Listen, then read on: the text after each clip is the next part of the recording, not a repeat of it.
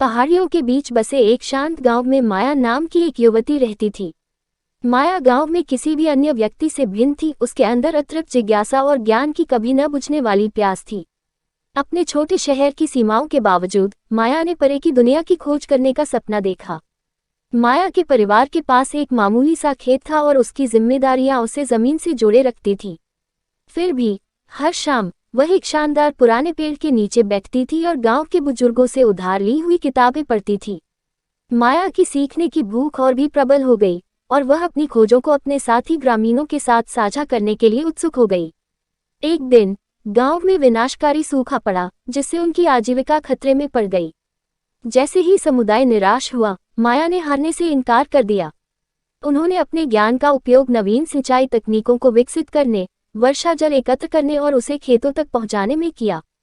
धीरे धीरे कभी सूखी रहने वाली मिट्टी में जीवन पनपने लगा।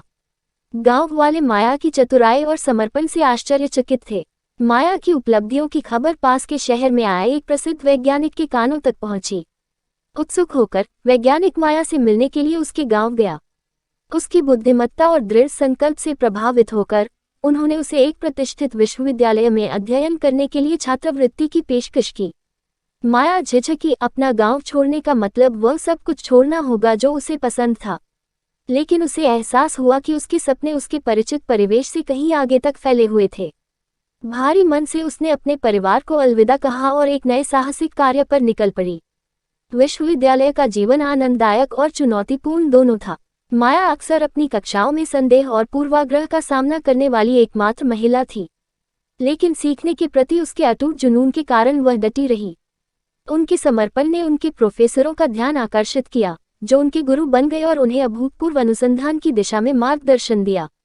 साल बीतते गए और माया की प्रतिभा पहले से कहीं अधिक चमक उठी। उन्होंने अभूतपूर्व शोध पत्र प्रकाशित किए और अपने क्षेत्र में क्रांतिकारी खोजें की। उनके काम ने न केवल उनके अनुशासन को बदल दिया, बल्कि अनगिनत अन्य लोगों को भी सभी बाधाओं के बावजूद अपने सपनों को पूरा करने के लिए प्रेरित किया। एक दिन माया को एक स्थानीय कार्यक्रम में अतिथि वक्ता के रूप में अपने गांव लौटने का निमंत्रण मिला। जब वह उसी पुराने पेड़ के नीचे खड़ी हो गई जहां वह पढ़ती थी, तो गांव वाले सुनने के लिए इकट्ठा हो गए। माया ने अपनी यात्रा साझा की, एक छोटे से गांव से वैज्ञानिक नवाचार में सबसे आगे तक। उनकी कहानी ने उन्हें याद दिलाया कि महानता की कोई सीमा नहीं होती और सबसे विनम्र शुरुआत भी असाधारण उपलब्धियों की ओर ले जा सकती है। माया की यात्रा पीढ़ियों को प्रेरित करती रहती है। ये याद दिलाती है कि जुनून और दृढ़ता किसी भी बाधा को पार कर सकती है। उनकी विरासत उन लोगों के मन में जीवित है जो अपनी परिस्थितियों से परे सपने देखने का साहस करते हैं और जो नई राह बनाने को तैयार हैं, चाहे रास्ता कितना भी चुनौतीपूर्ण क्यों न हो।